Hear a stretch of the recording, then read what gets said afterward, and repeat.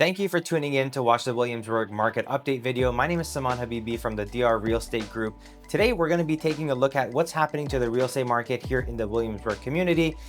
The Williamsburg community is very special to me because I grew up here and I currently live here right now. I grew up going to Captain Michael Vandenbosch, and then I proceeded to go on to Donald A. Wilson, the high school in the neighborhood. And I, spend time here with my family every day, every week. Throughout the whole year, I exercise, I run the streets of Country Lane throughout the summer months. So it's a very special place to me, and I love looking into what's going on with the real estate data here. So without further ado, let's jump into the video, and I hope you can get some some good insight in terms of the real estate market and what's been happening in the first 6 months of the year.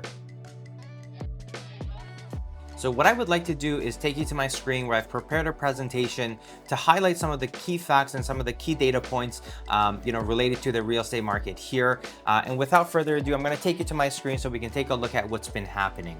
Now, before we get into the data, I want to talk about some key events that have happened in 2024, news surrounding the real estate market. And I want to talk about how these have had an impact on the real estate market locally. And of course, as a result of local results, we see the results extrapolated to our global data here in Canada. So what's been happening in 2024? We've had a lot of interest rate fatigue. So rates were supposed to go down, but they haven't gone down as much as they were expected to go down. I know that in 2024 we've had one interest rate cut, but at this point we were expecting to have 3 or maybe even 4 cuts in place. So as a result, there's a lot of interest rate fatigue, and we're starting to see that in some of the new supply that's coming to market. OSFI, the regulating body who looks after the mortgages here in Canada, is saying that they're expecting 76% of all outstanding mortgages to be up for renewal in 2024 and to 2026. So what that means is that this cohort of outstanding mortgages that are due to come up for renewal are going to have a shock of interest rate impact. So what's going to happen is these interest rates are likely going to renew at much higher rates, and as a result, homeowners are going to feel that shock when it comes to the mortgage interest rates. So as a result, we're starting to see a lot of supply coming to market because people are doing the calculation to determine how much their interest rates are going to go up and how much their mortgage payments are going to go up, and they're simply saying we can't afford this, and as a result we need to consider selling our home. So let's get it onto the market and see if we can create a sale here. So we're starting to see the impact of this. As I mentioned, there's more supply coming into the market. I'll show you that data going forward, and what's important to keep in mind is that there are a couple more interest rate announcements coming up. So the next announcement is going to be July 24th, followed by September 4th, October 23rd, and December 11th. And these are key dates because these are dates when Bank of Canada will decide if they're going to hold the interest rates, cut the interest rates, or increase the interest rates. There's also been a lot of policy change which is favoring and unfavoring the consumers depending on which side of the equation you're on. Two that I want to talk about. First is essentially the first-time home buyers. There's new policy here that benefits first-time home buyers and puts them in a favorable situation. The main one to me is a 30-year amortization. So previously, if you were a first-time home buyer and you were buying a home with less than 20% down, your amortization period would have been 25 years. Now that's been extended to 30 years, so 5 additional years to amortize your mortgage. This, as a result, creates some monthly savings for first-time home buyers, and as a result, creates a bit more affordability. So if you've got if you've got kids or if you've got any family members who are first-time home buyers, this is a good piece of information to be aware of and one to make sure that these new buyers are educated on.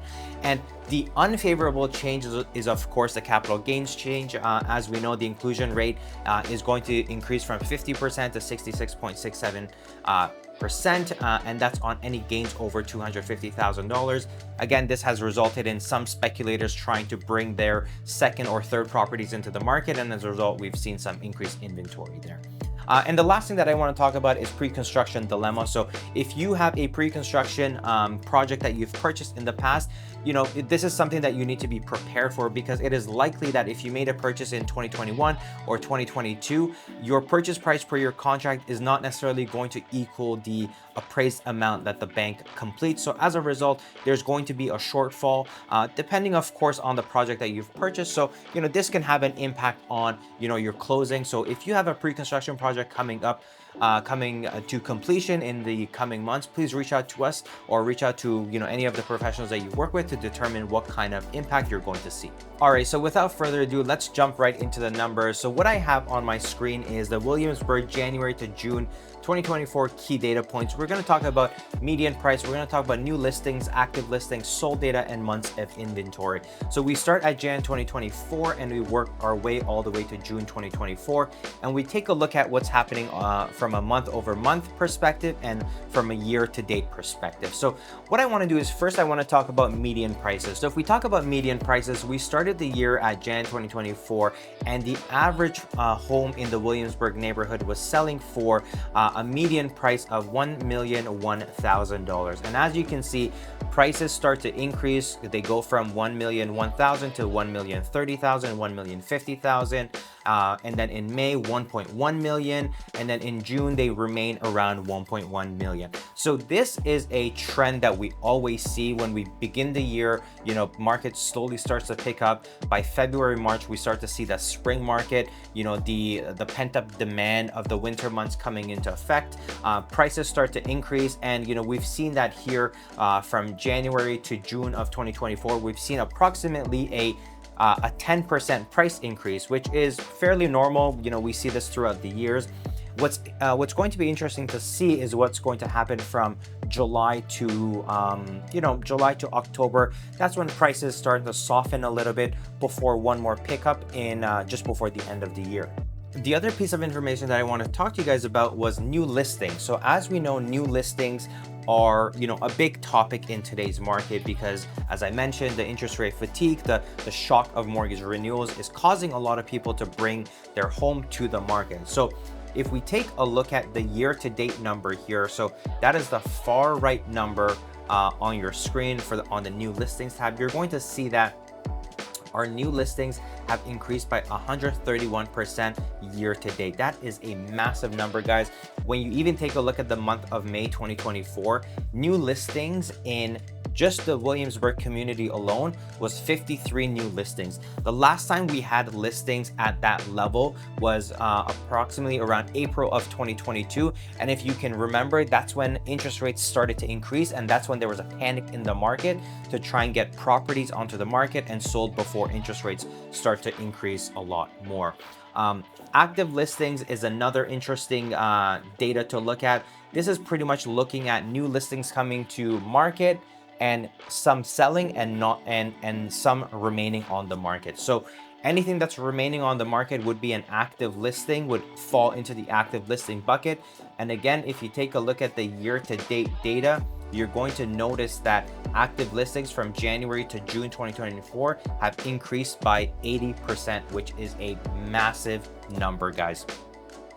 What I like to do next is take you through a more in-depth look at some historical data, and that's a 5-year data from year-to-date numbers, January to June, for new listings, sold, and active listings. And what I want to do is I want to show you how these metrics are moving, because this will essentially compare this current year to the previous year. So if we take a look at new listings in 2023, we had approximately 167 new listings from January 2023 to June of 2023. That number right now has increased by 8% to 181 new listings. Okay.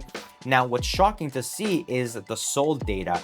You would imagine that as we have more listings, there would be more buyers in the market, and these listings would get absorbed. But if we take a look at our sold data is in fact down. So what's happening is that we have more listings coming to market, but we don't have enough buyers. We don't have enough demand to purchase these homes. And of course, this could be a problem of affordability. We know that mortgage rates are high, and as a result, it's expensive for people to qualify for mortgages, but also afford mortgages.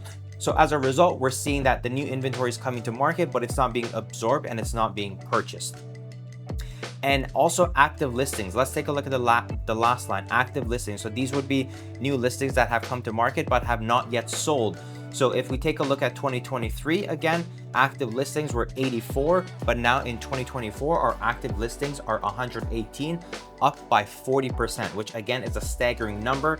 And I think this slide should help us kind of predict what's going to happen in the next coming months.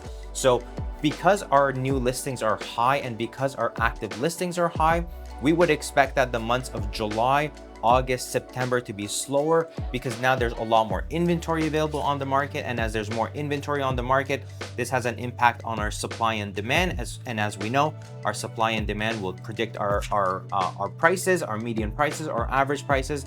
So as a result, we would expect to see at this point median and average prices coming down for the next couple of months before there's another pickup of inventory and market in October, November. So if you've made it this far to the video, thank you so much for sticking and watching my market update video. If you have any questions, please drop it in the comment section below. And if you would like a free home evaluation, what you can do is you can take out your phone, scan our QR code on the screen, and fill out a few pieces of information. And this would allow us to give you a report on the value of your home and give you some comfort to see how much equity you've built in your home. And if you're thinking of selling, this can give you an idea of how much your property is worth. So what I like to do next is I like to take you through, and show you some examples of some properties that have sold. And I'm going to do two things. I'm going to show you the most expensive properties sold in the Williamsburg community. And I'm also going to show you the least expensive properties sold in the Williamsburg community. And again, guys, keep in mind, this is from January 2024 till June of 2024. So the most expensive property that has sold in the Williamsburg community is a property located on Whitburn Street. This is a detached two-story home with 4 bedrooms upstairs, 1 in the basement, 4 bathrooms, double car garage with 4 additional parking spots on the driveway. And the square footage of this home is around 3,000 to 3,500 square feet. This home was beautiful, renovated top to bottom. As you can see from this picture, you get an idea of the type and level of renovations they've done. Big backyard. It's got a pool as well. So this property sold for $2.5 million, and it sold in, even the more shocking part is it sold in 1 day on the market, which is amazing. So again, guys, this kind of shows that if you have a well-maintained, well-renovated home, even at a higher price point, there is still demand and they still do sell at a very good price. And guys, this is also to note that there was a couple other properties that sold in the $2 million mark and higher. So the demand is still there. So if you've got a more premium home, they are moving very quick. And on the contrast, I want to show you the cheapest home that sold in the Williamsburg community. This was a bungalow, a detached bungalow, 3 bedroom, 1 bathroom, home in the Williamsburg community on Palmerston Avenue.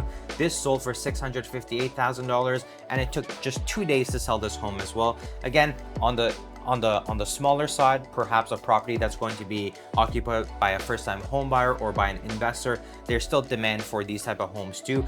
Not everyone's looking for the shiny home. Sometimes people want a property that they can, turn into their home as well. So the demand is still there and homes are still moving. Although there's a lot of inventory, if there is a value proposition, we find that there's often a buyer for it. Again, guys, thank you so much for sticking through and watching this video. If you gain any insight from this video, please let us know. If you have any questions, drop them in the comment section below. Or if you would like to learn about your personal scenario, feel free to scan our QR code on your screen and you can book a one-on-one call with me. Once again, my name is Saman Habibi from the DR Real Estate Group, and thank you for tuning in.